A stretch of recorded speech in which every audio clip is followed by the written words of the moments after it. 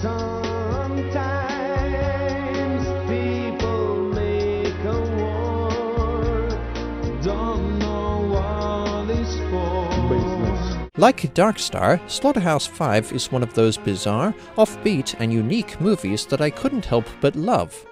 Adapted from the novel by Kurt Vonnegut, Slaughterhouse-5 follows Billy Pilgrim, Michael Sachs, a man who has the condition of being unstuck in time.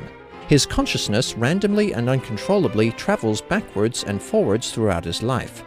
The points in time he relives most frequently are his time as a POW in World War II, his present life as a successful yet malcontent optometrist, and his future existence as a guest/prisoner/zoo exhibit on the distant planet of Tralfamadore. First off, I love the transitions that Slaughterhouse-5 uses to connect its different time periods. The three vastly different settings, World War II Germany, pleasant yet hollow American suburbia, and a domed enclosure on a faraway planet, elegantly shift from one to the next through mundane yet cleverly implemented cues, such as sound effects, images, camera angles, and gestures. These transitions illustrate the little things that often tend to stick out in our memories of big events. They also maintain a sense of déjà vu for Pilgrim, as he would naturally find similar stimuli and common details across his life after having relived it several times. The time periods all fit together very neatly as one absorbing journey through these clever cues. If Time Crimes is the best time travel movie I've seen, and Safety Not Guaranteed is the most emotional and heartwarming time travel movie I've seen, then Slaughterhouse-5 is the most artfully made and structured one. Slaughterhouse-5 is a movie that contemplates both fate and the sad nature of war. The Tralfamadorians live in the fourth dimension, meaning that they have complete awareness of the past, present, and future, and everything that has ever happened or ever will. They even know how the universe will end. A pilot presses the wrong button on his console, causing the universe to implode. Because that's how I see the universe. Every waking second I can see what is, what was, what could be, what must not. There's the burden of the Time Lord, Donna. I'm the only one left. Because of this omniscient perception of time, the Tralfamadorians consider all events to be fixed and unchangeable. Due to his condition, Billy Pilgrim has a similar perception of time and fate. Having revisited his life so many times, he is both disoriented due to the randomness of his condition, but also has a close knowledge through repetition of nearly everything in his life that happens before and after whatever time period he finds himself in. Pilgrim's intimate knowledge of his life, gained through repeated experience of it, highlights his inability to change anything, as taking a different path in Dresden, for instance, could alter or stop altogether the time periods that come after it, thus making him even more lost. While I don't necessarily agree with it, as knowing your future should enable you to change it, the ironic observation Slaughterhouse-5 presents is intriguing. We can't deliberately change our future because we don't know for certain what is in store for us, and we can only try our best to enact the future we want for ourselves. But Pilgrim can't change his future because he knows it too clearly, and thus his entire life is essentially one long stream of fate. Slaughterhouse-5 addresses the nature of war, but in a different way from many other anti-war movies.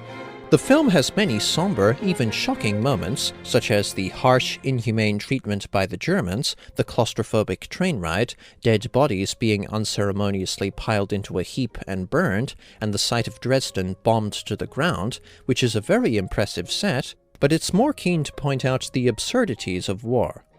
These absurdities include certain prisoners getting preferential treatment from the enemy, the British POWs singing a tune from Gilbert and Sullivan to welcome the Americans, and receiving 10 times as many care packages as they need from the Red Cross, then keeping it all to live in luxury rather than giving it back, how a coat from a presumably killed Jew would become a source of ridicule for Pilgrim, and of course, how an American soldier in a gaudy uniform would try to convince his fellow POWs to make a deal with the Germans.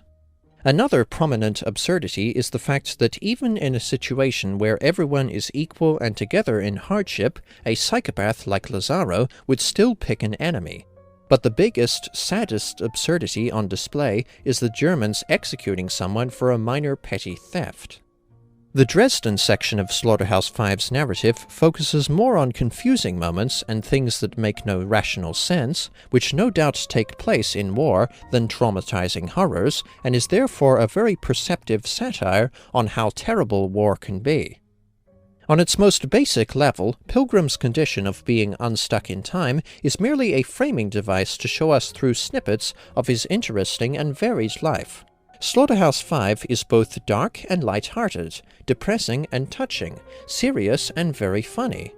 You would think that these contrasts, and how the film alternates between them so often, would make the tone wildly inconsistent, but I think that it makes the depiction of Pilgrim's life more authentic, as any person's life is bound to have a heavy mix of good and bad feelings within it.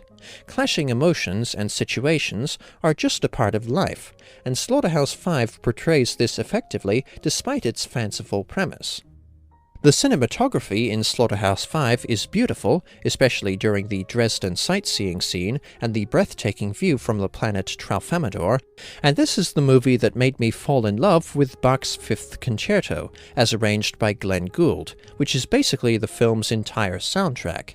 It's such a wonderful piece of music. The somewhat flat, forced acting from Michael Sachs, Pilgrim, and Valerie Perrin as Montana Wildhack, Pilgrim's companion/mate on Tralfamadore, is perhaps the only weakness of the film. I loved Slaughterhouse-Five. It's very weird, but it's thoroughly engaging, thought-provoking, and often hard-hitting fun. Slaughterhouse-Five earns, yet again, 4.5 stars out of 5. Thanks for watching. Cheers.